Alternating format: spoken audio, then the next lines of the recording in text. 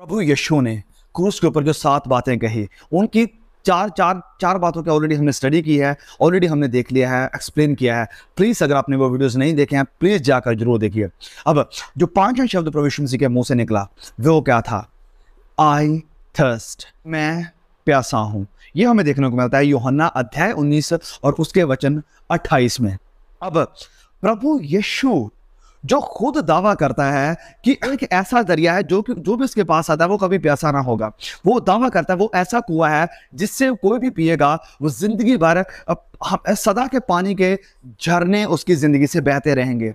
वो प्रभु यीशु जो हजारों लोगों को खाना खिला सकता है 5 रोटियों और 2 मछलियों के साथ, वो प्रभु यीशु अब कह रहा है कि मैं प्यासा हूं, मैं प्यासा हूं, मुझे प्यास लग गई है। ये कैसे मुमकिन था और क्या कुछ है जो हम इससे सीख सकते हैं? वेल, 3 बातें हैं जो हम आज इससे सीखेंगे। क्या है? सबसे पहली बात, ये दर्शाता है प्रभु यीशु मसीह की ट्रू ह्यूमैनिटी को, कि प्रभु यीशु अब ह्यूमन है, इंसान भी हैं। वेल, प्रभु यीशु मसीह परमेश्वर हैं, बिल्कुल परमेश्वर हैं, क्योंकि वो जैसे वचन में लिखा है यूहन्ना अध्याय 1:1 में कि आदि में शब्द था, शब्द परमेश्वर के साथ था और शब्द ही परमेश्वर था, और ये शब्द के द्वारा ही सब कुछ रचा गया और ये शब्द ही देह धारण करके इस दुनिया में आया। ये शब्द प्रभु यीशु मसीह थे जो दुनिया में आए, और प्रभु यीशु यस इंसान भी थे। इस बात को हमें स्वीकार करना पड़ेगा, क्योंकि अगर प्रभु यीशु इंसान नहीं थे तो वो हमारे गुनाहों के साथ रिलेट नहीं कर सकते हैं। सो इस कारण जितना प्रभु यीशु मसीह का खुदा होना जरूरी है हमारे गुनाहों के कफारे के लिए, उतना ही प्रभु यीशु का इंसान होना भी जरूरी है हमारे गुनाहों के कफारे के लिए। सो प्रभु यीशु एज एक हिस्टोरिकल बिलीफ है मसीहों का कि 100% परमेश्वर थे और 100% खुदा भी थे। तो अब प्रभु यीशु की ह्यूमैनिटी यानी इंसानियत यहाँ पर देखने को मिल रही है। सिर्फ यहीं पर नहीं, हमें और भी कई जगहों पर देखने को मिली। उन्हें प्यास लगी, वो 2 बार रोए भी, हमें सुसमाचारों में देखने को मिलता है। तो यहाँ पर प्रभु यीशु मसीह की ह्यूमैनिटी हमें देखने को मिल रही है। ये प्रभु यीशु सिर्फ इंसान ही नहीं, वो परमेश्वर भी था। वो परमेश्वर जिसने कि समुंदर को बनाया, जिसने कि पानियों को बनाया, जिसने कि बारिश को उत्पन्न किया, सारे सिस्टम को वो खुद बनाने वाला है, जिसने झरनों को बनाया, वो सब कुछ बनाने वाला अब प्रभु यीशु जो कि अपने आप को खाली कर चुका है, फिलिपियों अध्याय 2 के अनुसार अब वो कह रहा है कि मैं प्यासा हूं। अब अपनी ट्रू ह्यूमैनिटी इंसानियत को दिखा रहा है। और प्रभु यीशु अगर चाहते तो पानियों को हुक्म दे सकते थे, झरनों को, बादलों को कह सकते थे और अपना मुंह खोलकर बादलों को आज्ञा देते, तो वो तैयार थे उसे पानी देने के लिए, वो तैयार थे बरसने के लिए। लेकिन नहीं, यहां पर वो पूरी तरह से अपने इंसानी स्वभाव में काम कर रहे हैं। प्रभु यीशु सुनिए, he really was going through deep pain and thirst. प्रभु यीशु सच में पानी की प्यास लगी थी उन्हें, सच में वो प्यासे थे। हम सिंपली चीज़ों को ज़्यादा स्पिरिचुअलाइज नहीं कर सकते हैं कि जो रियल मीनिंग है हम उसे भी इग्नोर कर दें। नहीं, प्रभु यीशु क्योंकि इंसान थे, उन्होंने पहले तो सबसे पहले हम जब देखते आते हैं प्रभु यीशु को बड़ी मार पड़ी है, उसे कोड़ों से मारा गया है, फिर उसने क्रूस को उठाया है, एक ऐसा सफ़र तय किया है जो कि बड़ा मुश्किल था उसके लिए, क्योंकि जब वो ऑलरेडी जख्मी हो चुका है, बहुत सारा खून बह चुका है, बहुत सारा पसीना बह चुका है, डिहाइड्रेशन की वजह से वो परेशान है, उसे क्रूस के ऊपर चढ़ा दिया गया है। और अब क्योंकि डिहाइड्रेशन की वजह से, पसीना बहाए जाने की वजह से, इतनी मार को झेलने के बाद, इतना खून निकल जाने के बाद वो सच में उसे प्यास लगी है, सच में वो प्यासे हैं। और अपने इंसानियत में वो कहते हैं कि मैं प्यासा हूँ, मुझे पानी चाहिए। सुनिए, आज हम जब इस सारे सीन को देखते हैं या इमेजिन करते हैं, हम सोचते हैं कि वेल अगर मैं वहाँ पर होता तो मैं भाग कर जाता, प्रभु यीशु को पानी का गिलास देता, चाहे मुझे कैसे भी पानी उसे देना पड़ता, क्योंकि मैं प्रभु यीशु को ऐसे तरसते हुए पानी के एक बूंद के लिए देख नहीं सकता था या नहीं सकती थी। क्या सच में आप प्रभु यीशु को ऐसे तरसते हुए, दुख में पड़े हुए नहीं देख सकते हैं? वो आज भी प्यासे हैं। किस चीज के?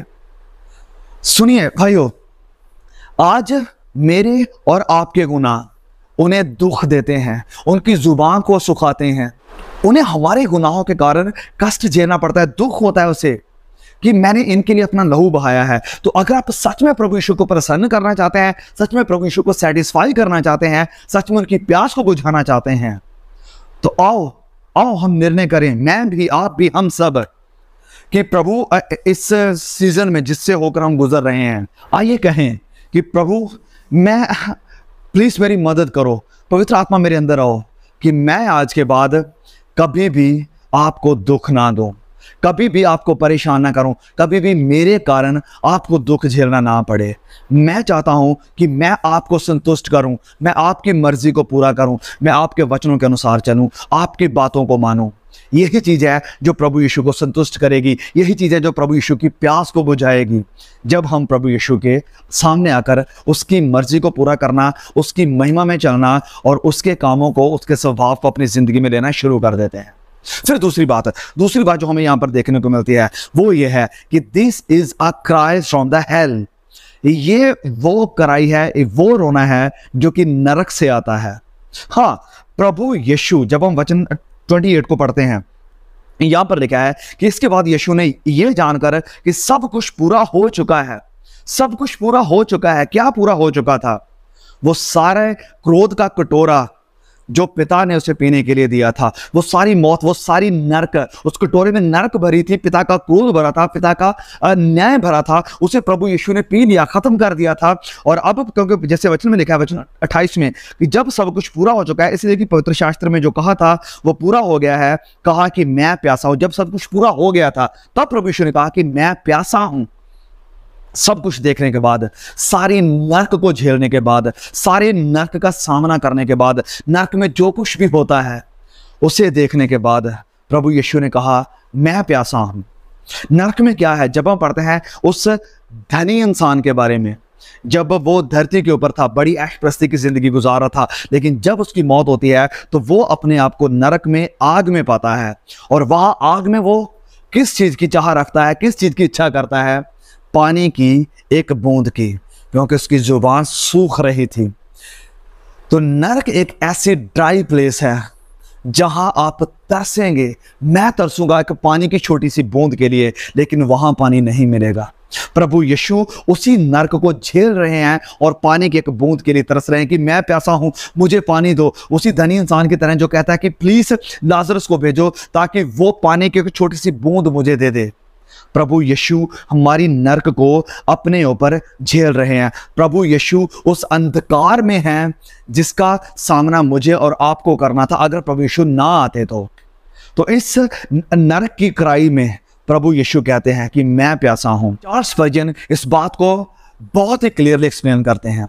वो कहते हैं कि either Christ must thirst for you, कि या तो प्रभु यीशु को आपके लिए प्यासा होना पड़ेगा, या you must thirst for yourself forever and ever, कि या आप खुद प्यासे रहेंगे हमेशा के लिए, सदा के लिए, जहां कभी प्यास ना बुझेगी। या तो आप प्रभु यीशु मसीह के ऊपर विश्वास करो जिसने ऑलरेडी तुम्हारी इस प्यास को खुद ले लिया है, तुम्हारी इस सजा को, नरक को खुद ले लिया है, या फिर आप इसे रिजेक्ट करके खुद इस प्यास को, इस मौत को, इस नरक को झेलेंगे। प्रभु यीशु ने मेरी और आपकी प्यास अपने ऊपर ली है ताकि मुझे और आपको उस धनी इंसान की तरह ना कहना पड़े कि पिता मैं प्यासा हूं, ताकि हम वहां उस शहर में जा सकें जहां शुद्ध पानी के, दूध के, शहद के झरने चलते हैं, जहां कभी भूख ना होगी, जहां कभी प्यास ना होगी। इसी कारण प्रभु यीशु को खुद इस प्यास का सामना करना पड़ा ताकि हम प्यास से ना रहें।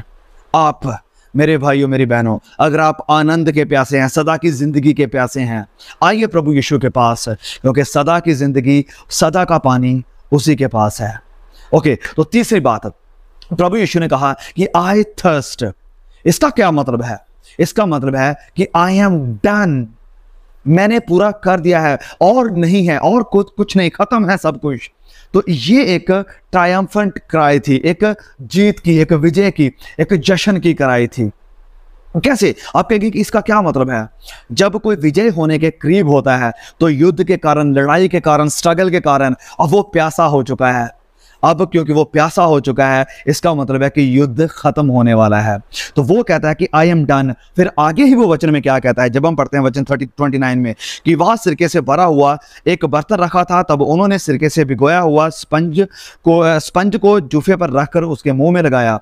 जब यीशु ने यह सिरका लिया तो कहा कि पूरा हुआ। उस प्यास को बुझाने के बाद उसने कहा कि पूरा हुआ, ट्रायम्फ डन।